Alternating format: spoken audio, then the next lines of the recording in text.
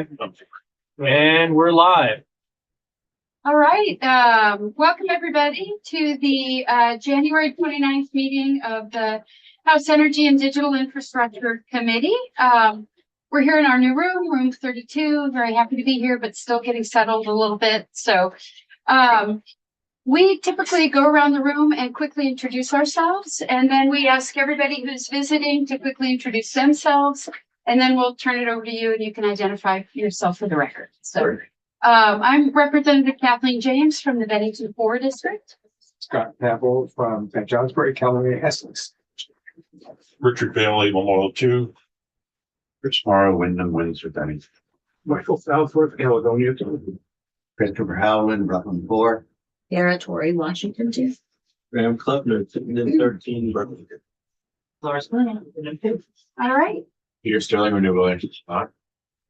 Jack Locker, Committee Assistant. Nick Sampson, legislative intern, Gabrielle, Chamber of Commerce. Great. Gabrielle Molino with Sounds Right from Martin. And are you representing anybody in particular today? I'm listening today for Vermont Electric and Washington Electric. Great. All right. For the record. For the record, I am TJ4. I'm the Director of Regulated Utility Planning at the Public Service Department. And thank you for the opportunity to discuss Vermont's electric sector. For those of you who don't know me, one, this is one of my favorite things to do, just kind of come in and talk about the electric sector objectively, or attempt to be objective. And I've been, started at the Department of Public Service almost 20 years ago in 2006. I started working on energy efficiency regulation for a number of years before switching over to the planning division and having a broader utility look. I did leave for about 5 years to do power supply planning and for Vermont Public Power Supply Authority. And I've been back at the department for about 5 years now. First as the Director of Energy Efficiency and Regulation, and now my current role, the Director of Planning. So I've been around for a while now, which is weird to say for me, but I have been here, and for better or worse, and through different administrations, different commissioners at the department. So today I am going to share a slide deck. I did pass around hard copies. I'm not sure if folks still like those, but it is a handy backup or reference.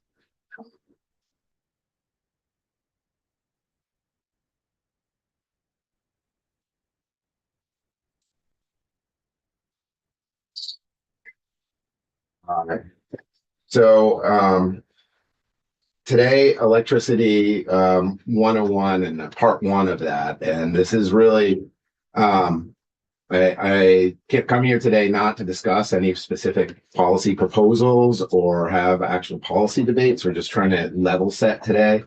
I'm so sorry. I forgot something important. How much time we're working on our time management here in committee.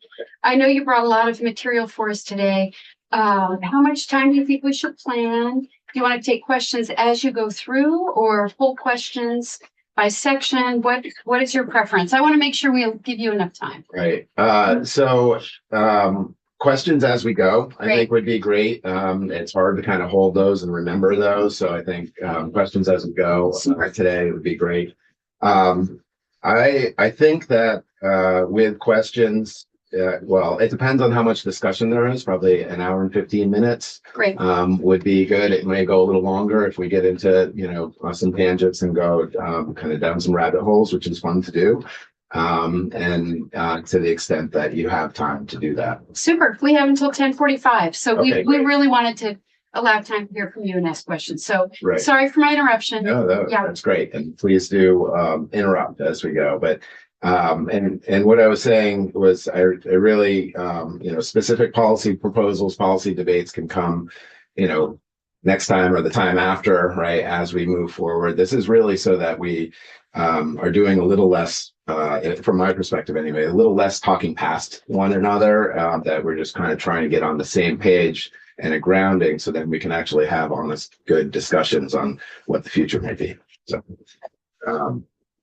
So with that, this is kind of an overview of what hoping to discuss today, really going over the high level of the electric sector from kind of just those core components of the grid to our regulated utilities. I understand that you've had a number of utilities in, and so some of this might be a little refresher there or a different perspective. Kind of the levels of oversight, regulatory oversight of those entities, and then get into what makes up our electric rates? What are the cost drivers that we see? And then look a little bit at load supply and demand of electricity. They structured this in a way that there's a part two where we actually start to talk about programs. That I would see as a future conversation. I don't have the slides here today, but where we talk about specifically about our energy efficiency programs, about the renewable energy standard and the programs underneath that, and things like grid modernization and our federal programs. So we can touch on those today to the extent you want to. I won't have specific slides for you today, but we can get into that as we see fit.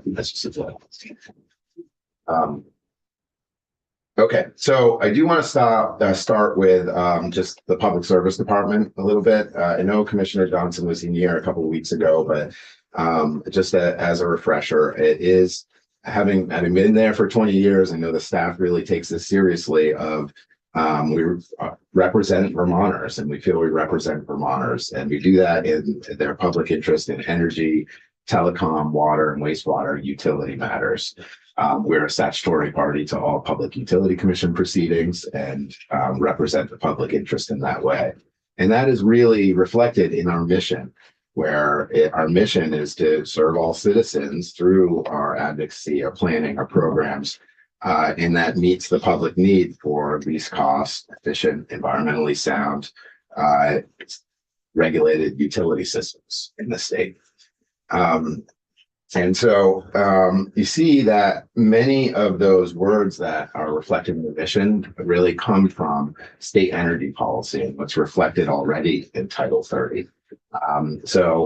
Title 30 has a section called State Energy Policy, and it's the general policy of the state.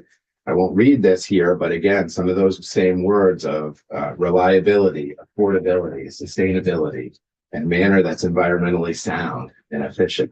Those are really drivers that kind of form the basis of how the Department of Public Service thinks. And these things are these objectives, these words even are sometimes competing, right? Like sometimes those different objectives butt up against each other and there are trade-offs.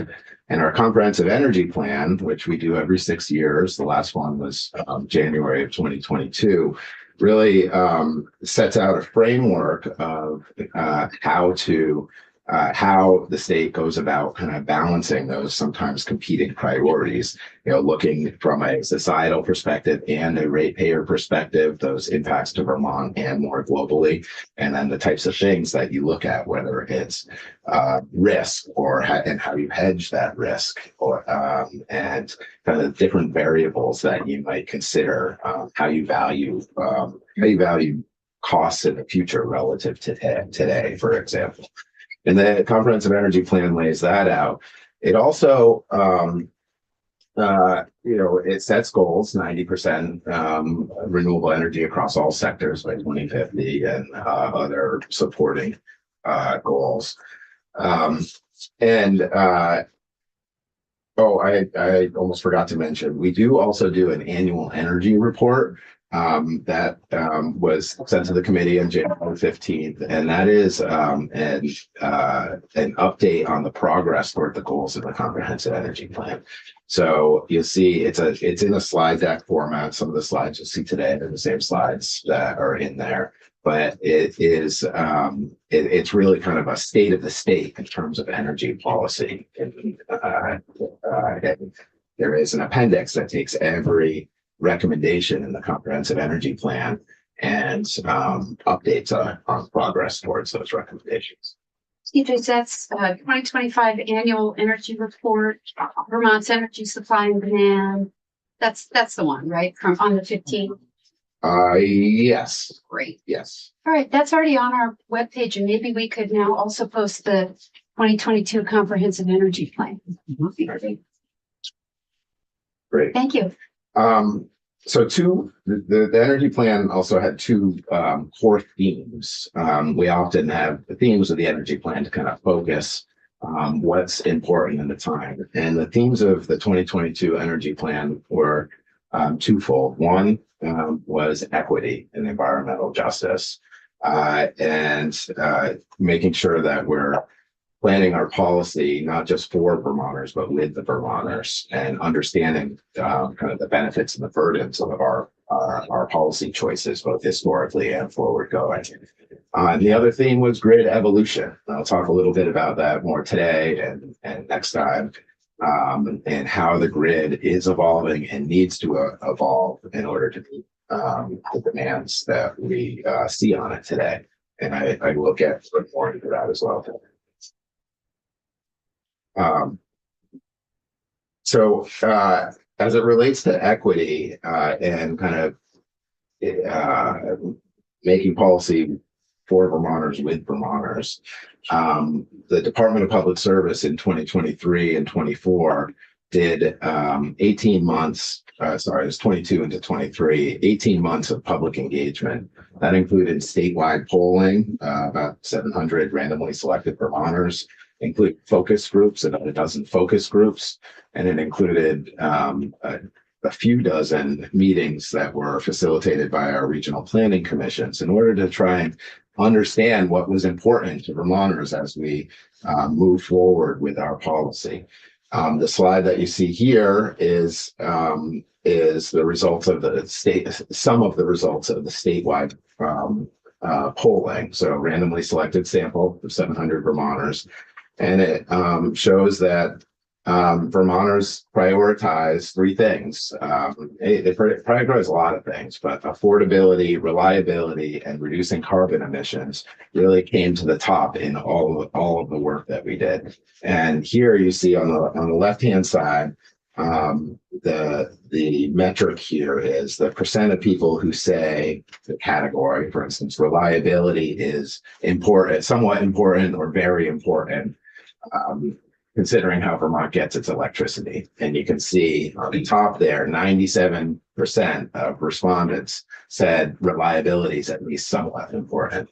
And it is 98% of Vermonters said affordability is at least somewhat important, with 82% being very important. Now, on the right, you see it's kind of asking a similar question, but in a little bit different way. Is the percent of Vermonters who say X category is the single most important. So when you're forced to just choose one of these, and you find that affordability rises to the top here. Now, Go ahead. When you're ready. Yeah, I was just gonna add that when asking this question, it was a statewide poll. The word affordability was not defined in that, so it was a little bit in the eye of the respondent's perspective on what is affordability. We did talk about that more in focus groups, and there's information on kind of what people think after the focus group in the report here. But I just wanted to point that out, that there's things, reliability isn't specifically defined, natural resource impacts. There's, some of that is what the respondent thinks of it.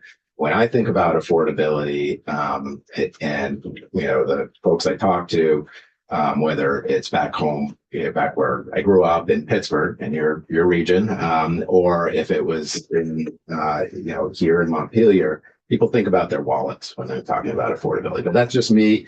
I said I was going to stick to the facts. That was opinion. Sorry. I'm sorry. So I'll stop now, and you have a question.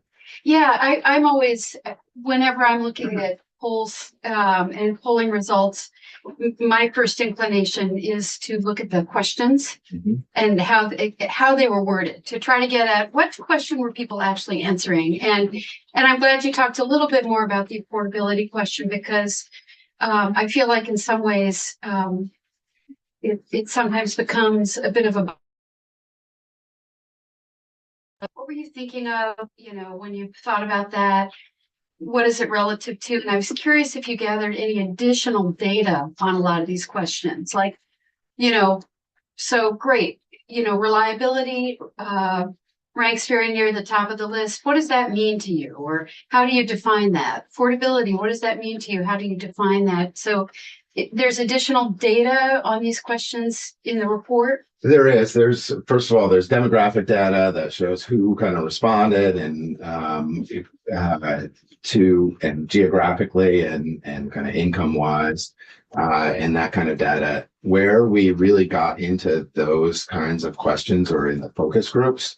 And so what happened with the focus groups is we had this random sample of 700 people, and out of that sample, we people were recruited for focus groups.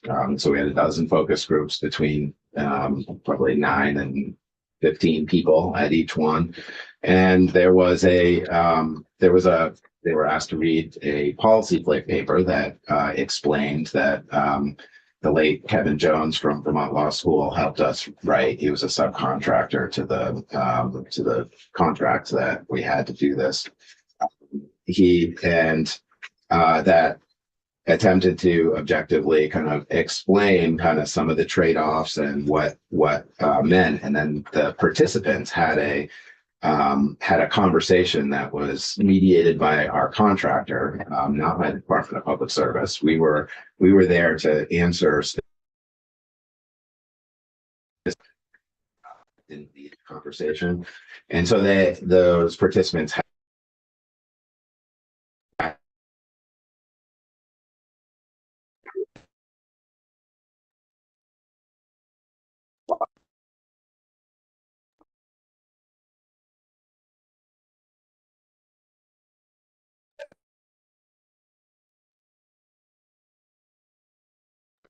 both before and after the discussion.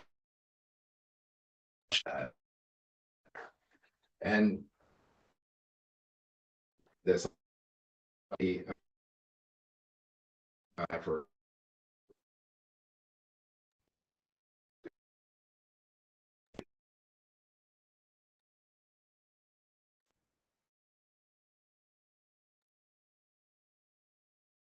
filter out there in the public, and people could potentially interpret them differently. But this is, again, another way of how we're thinking and how we're trying to bring forth policies that we feel that Vermonters have input in.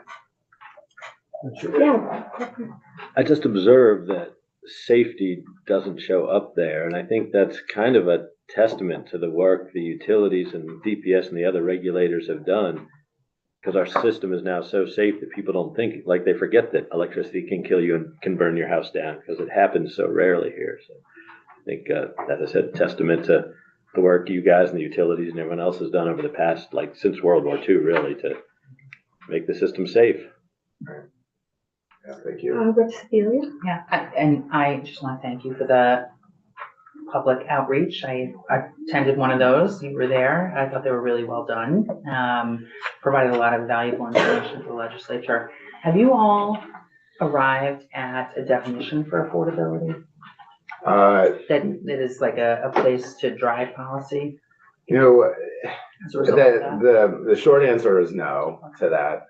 There are we've been looking at it. There are studies, and I don't know if I want to call them best practices. I'm not sure I can call them that, but that point to around 6% of your in the energy sphere, having like 6% of your budget be spent on energy. I think we're probably way over that in Vermont. And I think that number is also reflected in the energy burden report. The number of where we are anyway. And I think there's more work to do to come to a working definition. And that's the type of thing that could also change over time relative to other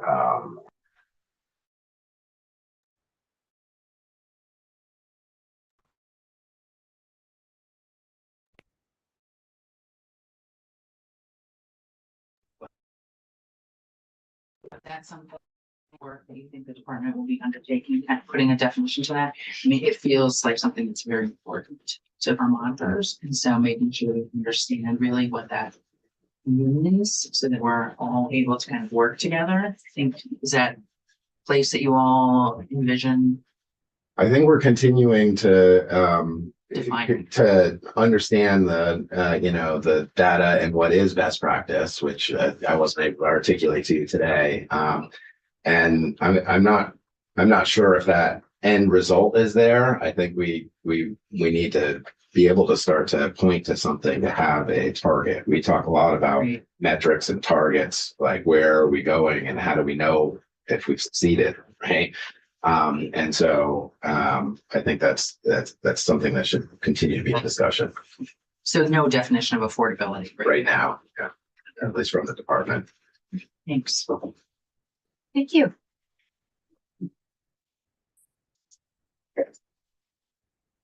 Okay, so turning to the grid now, this is kind of a basic slide, and as I go forward, if I'm at the wrong level, if I'm too high up or too in the weeds, please let me know.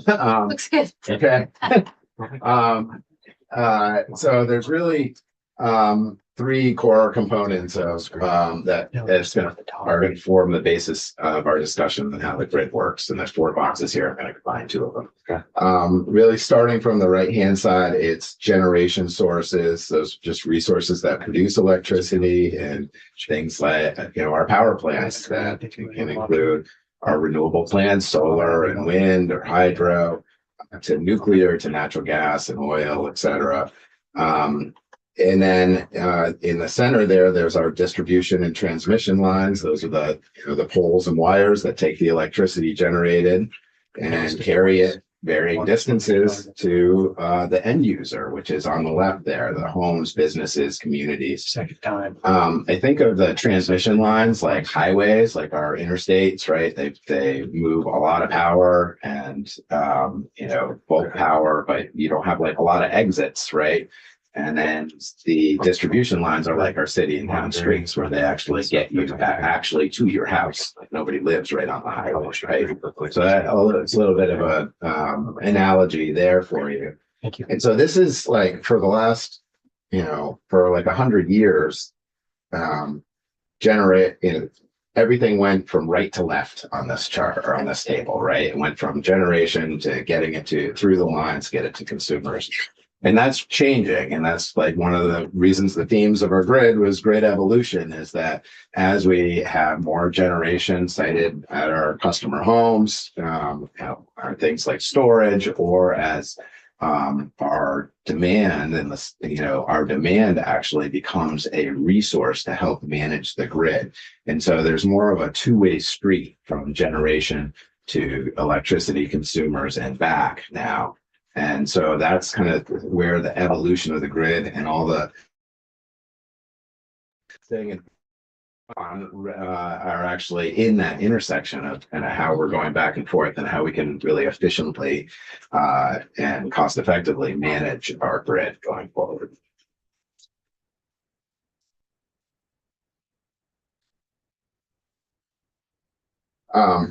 So I'm not sure how much time I'll spend on this, but because I think you've had a number of these entities, requires that a number of different organizations are actively managing our grid. Ensure that when resources produce electricity, they're producing enough electricity to match exactly what consumers are using at any given time. And so we have on the left ones that deliver electricity to your home and business every day. They're managing that distribution system, the poles and wires, the kind of city streets, right? And they also secure the supply of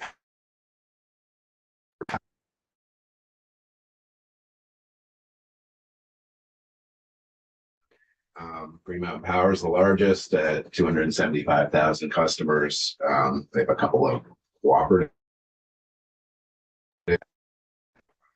75% of our state's load.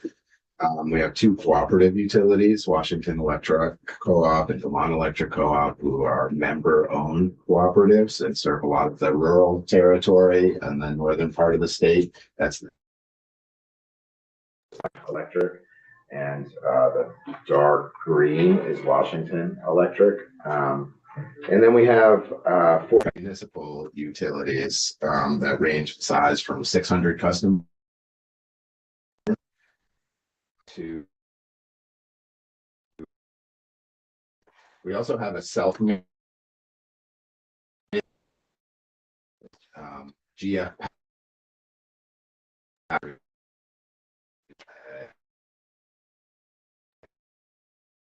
um,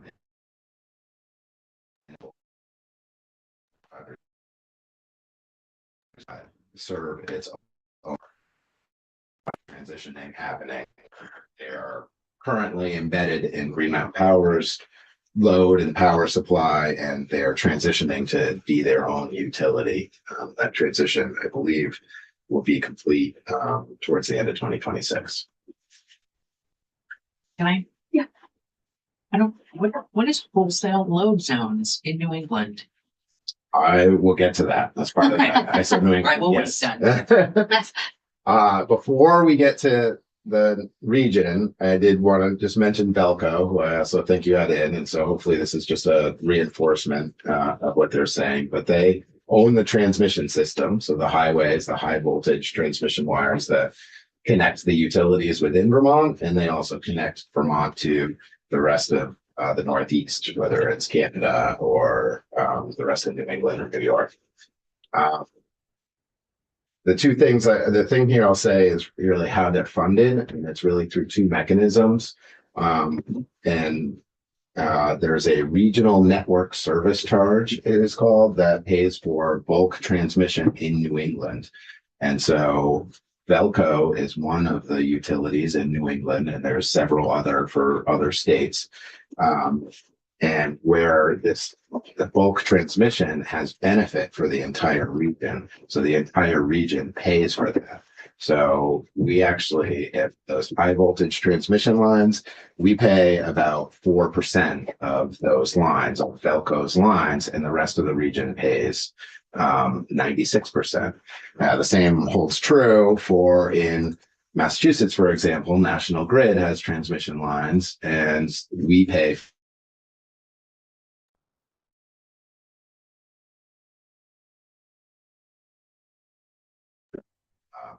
under what's called ISO.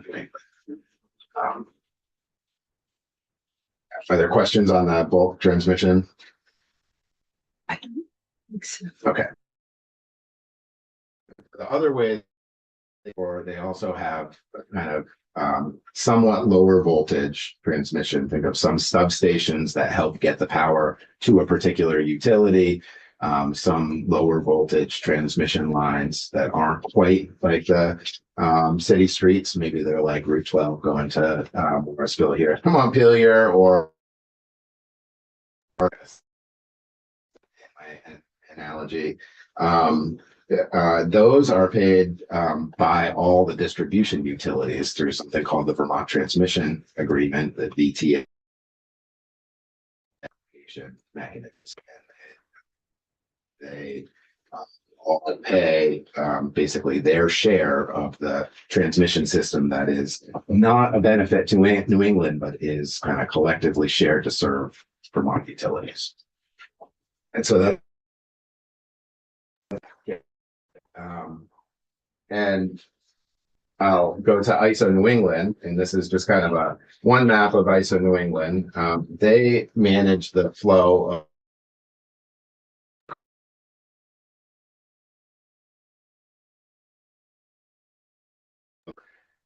They manage the dispatch of big generators and make sure that there's a reliable flow of electricity. So make sure that supply meets the demand in every moment, right?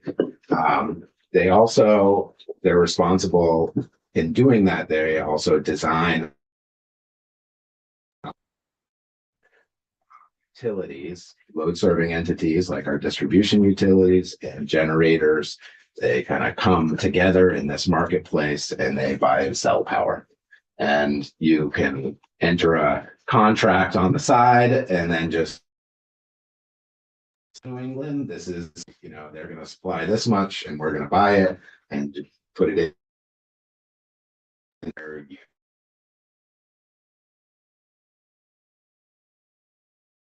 contracts to cover the demand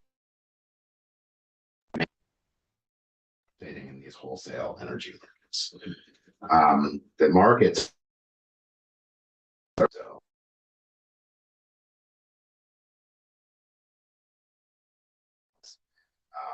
kind of unique characteristics of how is structured and different prices.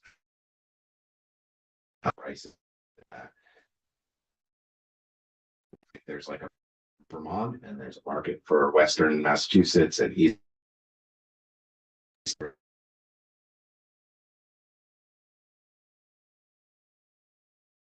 Boston than you do into Vermont, for instance.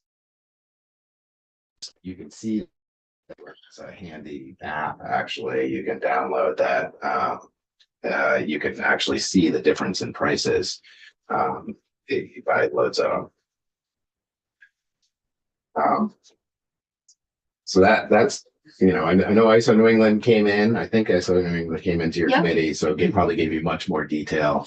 They're also responsible for the reliability of that bulk transmission system. So they do the markets, and then they ensure that that transmission system is built in a manner that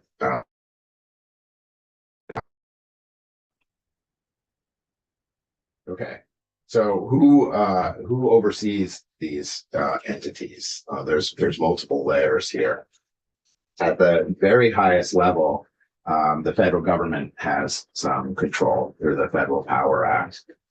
So they actually have regulatory oversight of ISO New England. Do you think that if you just think of interstate commerce, right, we're buying and selling energy that's traded over state lines, and so that falls into federal jurisdiction. FERC also oversees the reliability of transmission. So again, ISO New England is regulated as it relates to ensuring that reliability of the transmission system. And FERC does, at least it's their responsibility to set those actual reliability requirements. Like transmission owners need to ensure the system is robust, even if, one transmission line fails, that the lights won't go out. And then if one transmission line fails and 30 minutes later, your biggest generator fails, that the lights need to stay on.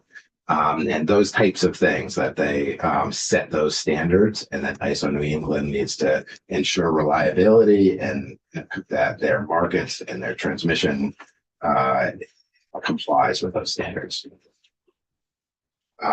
The Department of Public Service, for its part, advocates before FERC sometimes when those issues really impact Vermonters.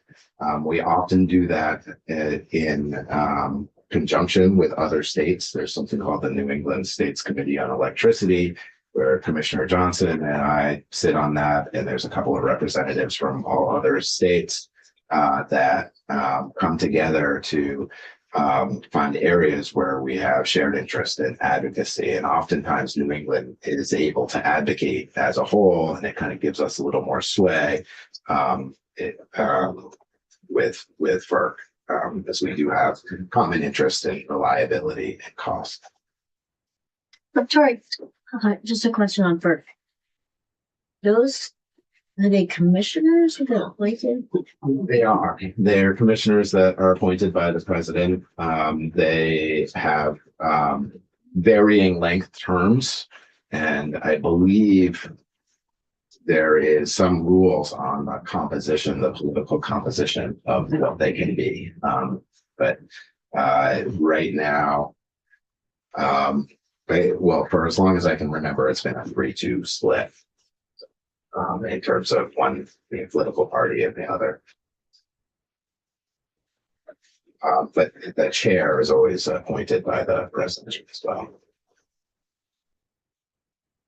So then we have the Public Utility Commission, which regulates Vermont distribution utilities and their rates. If a utility wants to increase their rates, they go to the Public Utility Commission, petition for a rate increase.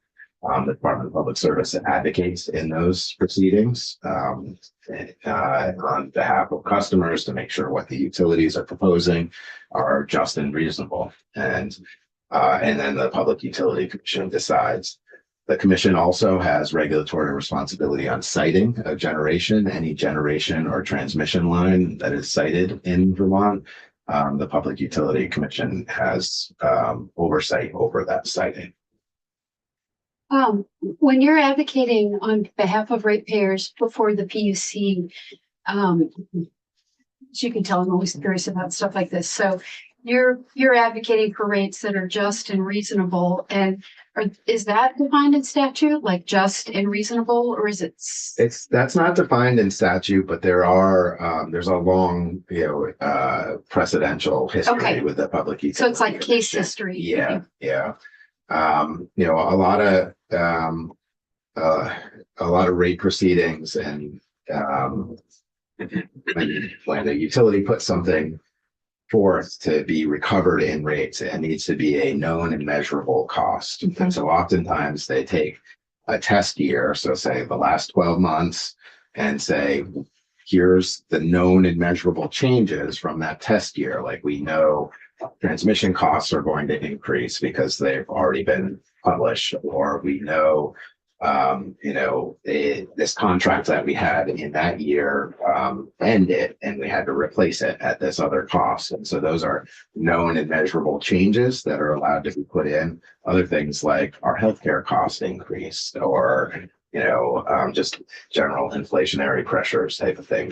They often their union contracts are known often going forward. And so we review all of those things to see make sure that these known and measured, that everything they're putting in is known and measurable. They're not kind of guessing. And that, there's no cost in there that we look at is, and there has not been recent disallowances that I can remember, but prudency review, right? So if I'll just use an example from a really long time ago, that utilities invested in a nuclear power plant in, I think that the 70s or 80s in New York, and then that plant was basically mothballed. It never got built, right? And so the question is, well, was that a prudent investment that they put money down, and should that be recovered in rates? And those are the types of things that that we look at. And so we also review their integrated resource plans. Utilities have integrated resource plans that currently are due every 3 years. And in those plans, those lay out the utilities' decision-making framework. So, and that's really the only thing that the Public Utility Commission approves in those. And that has really helped to reduce kind of these any sort of prudency disallowance, because they're laying out their decision-making framework and saying, okay, we're stressing our system for all these wholesale market prices go way up or way down. What does that do to our rates? And they're planning under a range of scenarios. One of the things we focus on a lot